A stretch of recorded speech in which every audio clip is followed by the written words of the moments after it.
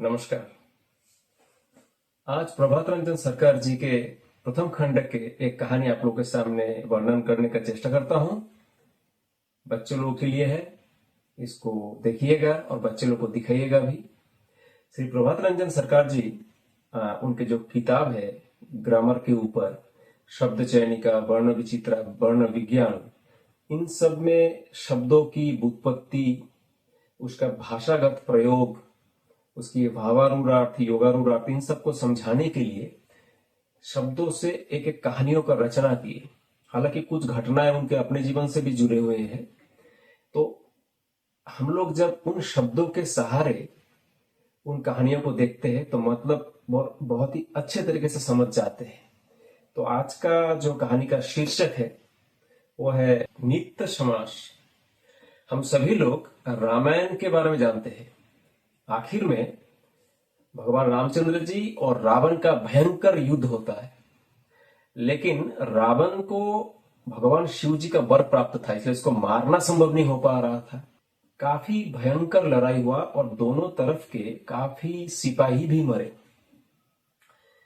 लेकिन रामचंद्र जी उनको हमला करते करते थक गए, कैसे भी मारा नहीं जा पा रहा है।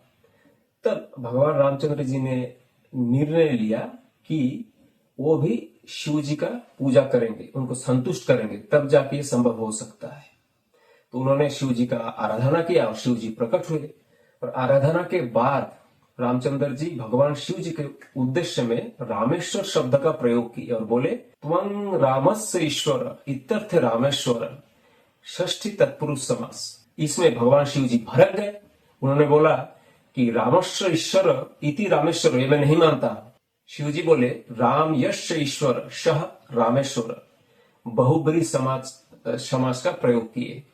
मतलब राम जिनका आराध्य है, राम जिनका मालिक है, वो है रामेश्वर। अर्थात मैं राम को मेरा ईश्वर के रूप में स्वीकार करता हूं। इसमें राम जी भड़क गए। उन्होंने बोला, मैं शिव जी का ईश्वर कैसे हो सकता हूं। और ये लेके दोनों के बीच में पहले तो तर्क शुरू हुआ, बाक बितंडा। उसके बाद दोनों जब कोई किसी को संतुष्ट ना कर पाया, तब जाके अस्त्र उठा लिए। शिव जी उठाए त्रिशूल, रामचंद्र जी उठाए धनुष बाण। अब लड़ाई छिड़ने वाला था। माहौल इतना भयंकर हो गया, थम गया सब कुछ। जो बानर सेना थे, इंसान थे, पशु पक्षी थे, सब लोग थर थर थर थर डर से कांप रहे हैं कि अब क्या हो, तब क्या हो। भूकंप जैसा आ जाएगा मान लो कि दोनों ही भयंकर प्रतापी व्यक्तित्व आपस में एक दूसरे से भिड़ने को तैयार है। कौन किसका ईश्वर, इसको लेके अब दोनों तरफ के भक्त ही दोनों के सामने कर जोर विनती करते हुए बोले, आप दोनों के बीच में लड़ाई हो या हम लोग नहीं चाहते, कृपया लड़ाई ना करें। तो शिव जी और रामचंद्र जी बोले, हम भी क्या खाक चाहते हैं कि हमारे बीच में लड़ाई हो। तो बोला बस तुम लोग ये निर्णय कर दो कि इसमें कौन सा समास का प्रयोग होगा, तभी हमारी जो झगड़ा है इसकी निष्पत्ति हो जाएगी। तब सब भक्त लोग बोले, अरे इसके लिए इतनी बड़ी लड़ाई छेड़ने की जरूरत क्या था। रामैव ईश्वर इति रामेश्वर, नित्य समास।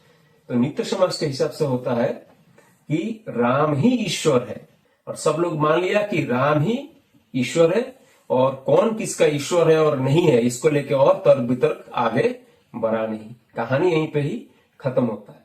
तो साहित्यकार श्री प्रभात रंजन सरकार जी ने कितने रसपूर्वक इन शब्दों का प्रयोग किया और हम लोगों को समझाए। तो मैं चाहूंगा कि ये वीडियो अगर आपको अच्छा लगे तो अपने बच्चों को जरूर दिखाए, और अच्छा लगे तो लाइक शेयर भी कर ले।